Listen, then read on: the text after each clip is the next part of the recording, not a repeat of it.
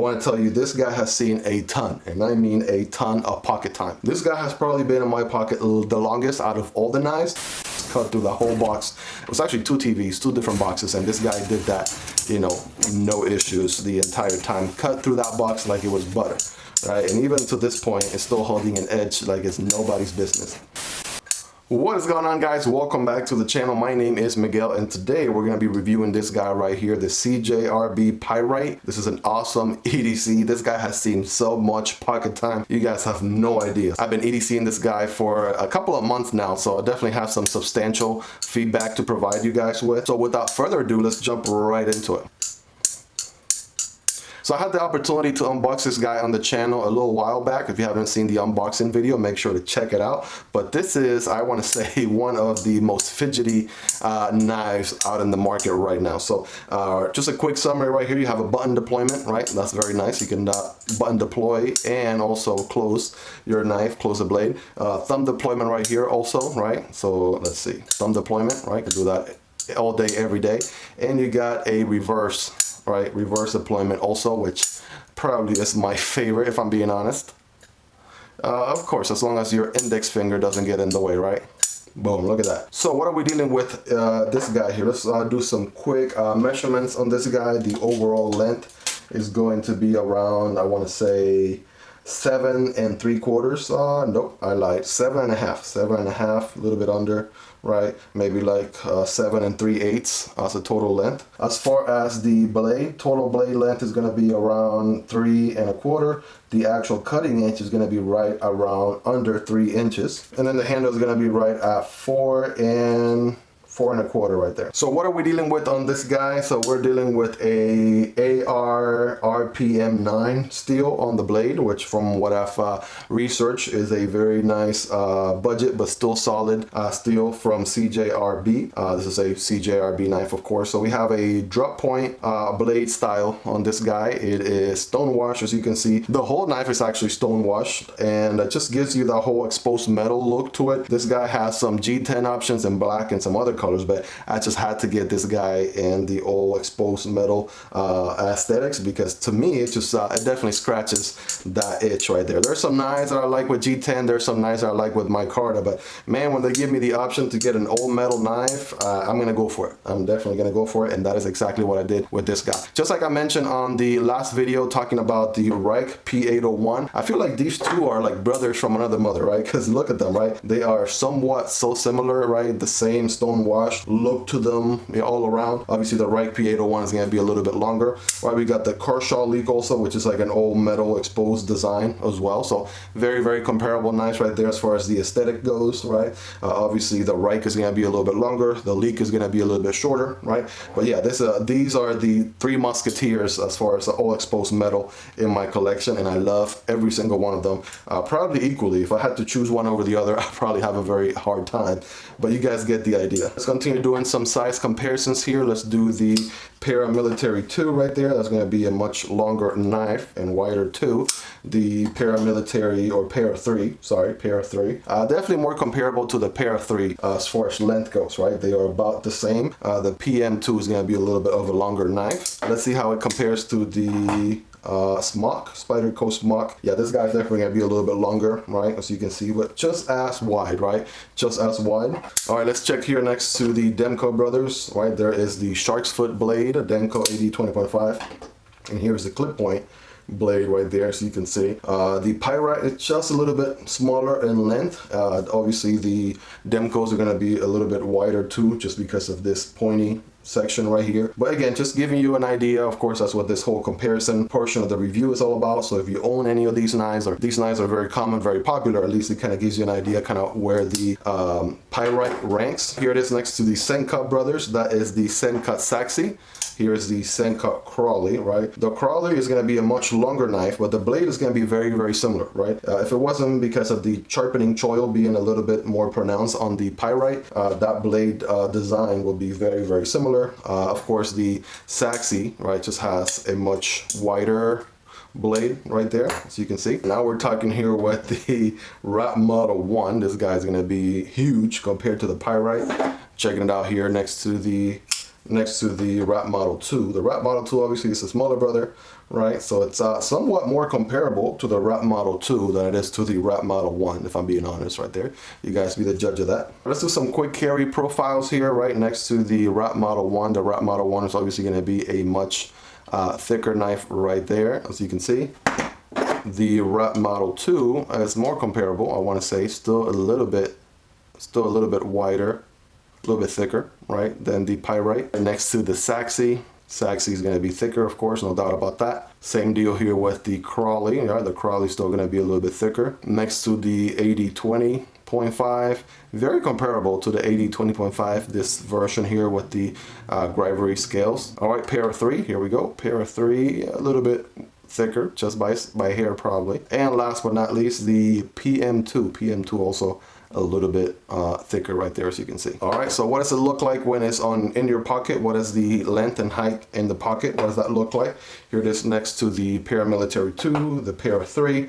Obviously, the Spyderco knives with the Spidey hole are gonna be much wider knives, clearly. All right, let me put in the, swap in the smoke, Let me add in the smoke right there so you guys can see the Spyderco smoke is going to be comparable, right, on the width right there. Definitely more comparable to the Pyrite than the PM2 or Para 3. Here are the Demko AD 20.5 brothers, right? These are also going to be a little bit wider because of how much the blade sticks out from the actual handle. Next here to the SENCUT brothers, the SENCUT Sachse and SENCUT Crowley. There you have it, right? Definitely more comparable to the Crowley than it is to the Sachse, no doubt about that. The Ontario RAP Model 1 and Ontario RAP Model 2. Yeah, the Ontario RAP Model 1 is definitely going to be much wider, right?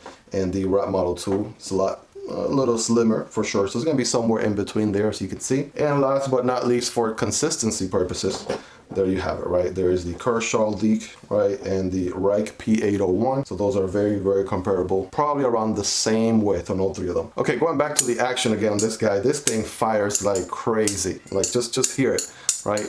And it's very, very fidgety. And it doesn't take a lot for the blade to come back and shut close, right? It's very drop shotty. Say what? It's very drop chuddy. Chuddy. It's very drop chuddy, as you can see, right? Definitely closes very nicely on its own, and you got multiple deployment options, right? So as far as that goes, I want to say definitely it is very comparable to the Sachse. For example, you got button deployment on this one, you got thumb and reverse flick, right? So you could do all of those with the Sachse. Same story with the Crowley, right? So very similar fidgetability right there. This could be a whole separate video on fidgety knives. I want to say definitely an edge over the Civivi Elementum button lock, because on the button lock, you only have the button as the only deployment option. So there's only a limit to fidgetability right there. I know knives are tools, or somebody in the comment is gonna go off saying, you know, why does it matter for a knife to be fidgety? Well, for a lot of EDC guys, the fidgety factor definitely plays a lot into the knife that you decide to carry. So again, just want to give you some quick thoughts right there on button locks. Since we're here, let's do a quick hardware check on this guy. By the way, guys, the tools that I use are very affordable. They are linked down below in the description. Check them out. They're part of the Strebito set, and they're very, very useful for any kind of scenario you may have, anything that you need to take apart or put back together. So check out the links down below. They're affiliate links. They help out the channel at no extra cost to you. So let's do a quick hardware check on this guy. I want to guess probably dealing with T6 on the frame there, probably a T8 on the pivot, and probably T6 on the pocket clip as well. So let's test to see if that is the case. All right, here we go. Yeah, that is definitely a T6 right there on the frame. Let's check the other side. Yeah, that is T6. All right, T6 pocket clip screws. Right, T6. Yep. By the way, I like that these are recessed pocket clip screws right there, so that's very nice. That was one of the things that I pointed out with the RUIKE, right, that they were not recessed on the RUIKE, whereas they are recessed on the Pyrite, right? There's a clear difference right there. You guys can see it with your own eyes. And as far as the pivot, here we go, right? It should be a T8. Boom, there it is, right? And you have the same pivot screw on both ends, so you will need two different drills. Two different drills? What the heck? All right, so you will need two different screwdrivers in order to tighten or loosen this guy. But yeah, T8 is going to do the trick right there. But there you have it, guys. So pivot is T8, everything else is T6. Let's do a quick blade stock thickness on this guy. On the thickest portion, This guy's gonna be 0.10, right, 0.10. And on the, let's see, pointiest section, it should be, or it's gonna be 0.02 inches on the very point right there, on the very tip. All right, let's check the weight really quick on this guy. For comparison purposes, right, here's the leek. The leek is gonna be 3.3 ounces. Here is the RUIKE P801. Check out the review on this guy if you haven't already in the channel. This guy comes in at 4.1 ounces. Definitely a little bit heavier than the other knives. And here is the weight on the Pyrite. So this guy is 3.6. So not too bad. Still gives you a good solid, you know, weight to it. Definitely gonna be a little bit heavier than a G10 on my Carter handle. Obviously, it's all metal design, but you know, definitely not as heavy as the RUIKE. But in any event, you know, me personally, I like a knife that has some substantial weight to it, right? So I don't mind that at all. But you guys be the judge of that. Let's try it once again for scientific purposes. There it is, 3.6 ounces. So let me tell you guys about this guy. What has the experience been over the last few weeks EDC and this guy? I gotta tell you, it's been months now. It's been months since I've had this knife, and I want to tell you, this guy has seen a ton, and I mean a ton of pocket time. This guy has probably been in my pocket the longest out of all the knives. There was a point where I just threw this knife in my pocket for weeks on end, and I wasn't even thinking about any other knife. So if that doesn't tell you something, I don't know what does. I had to actually force myself to get this guy out of my pocket and then put something else in my rotation. I forgot about my rotation altogether when I was EDCing this guy, and I just didn't want to let go. It was just so good of an EDC, I did not want to let it go. During the time I've been EDCing this guy over and over again, this is one of those knives that not only does it get the job done, right, but it's just so fidgety and satisfying, right? This is money well spent right here.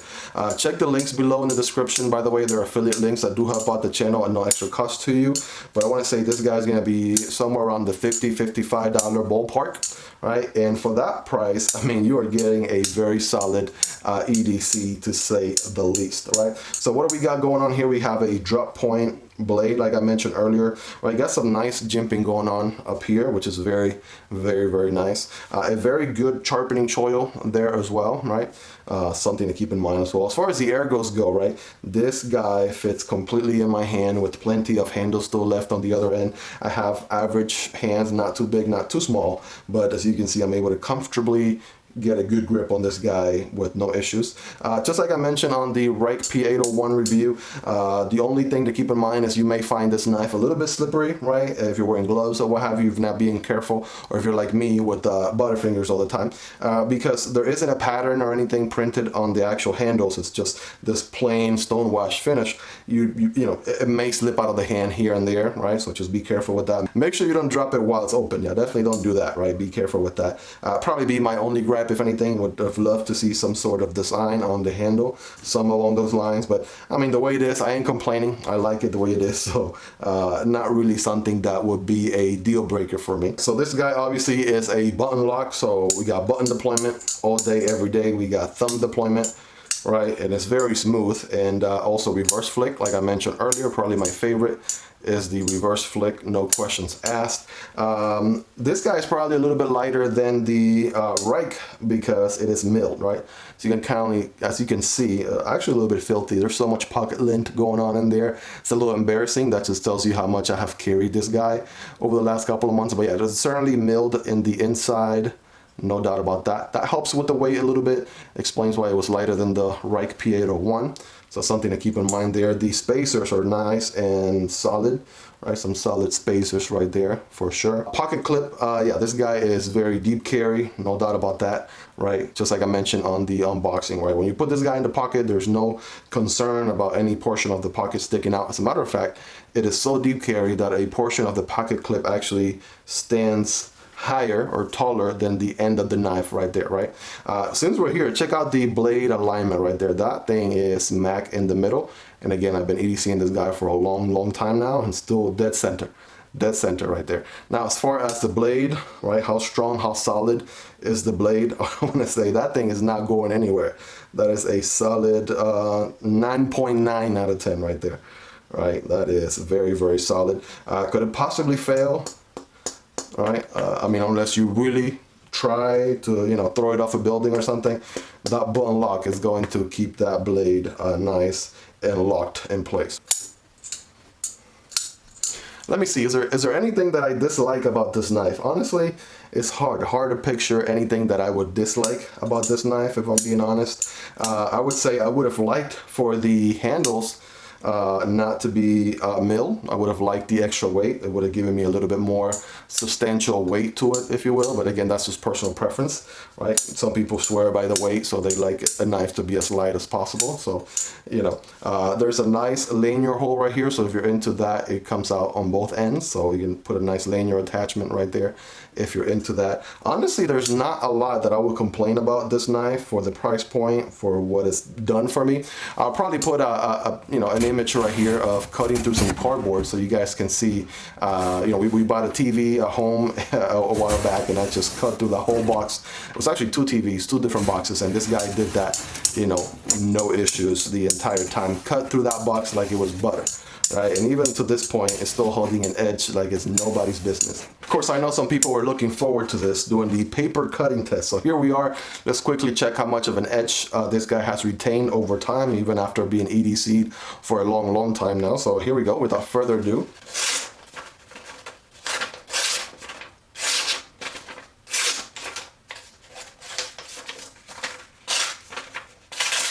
A little bit of a tear on that one right there. So still getting some decent cuts in, right? Might be time for it to be resharpened a bit, right? You guys let me know. On a scale from 1 to 10, you guys let me know in the comments, right? If this guy needs to be touched up with a nice blade edge. But you can see you still can get some cuts. It just depends on the angle.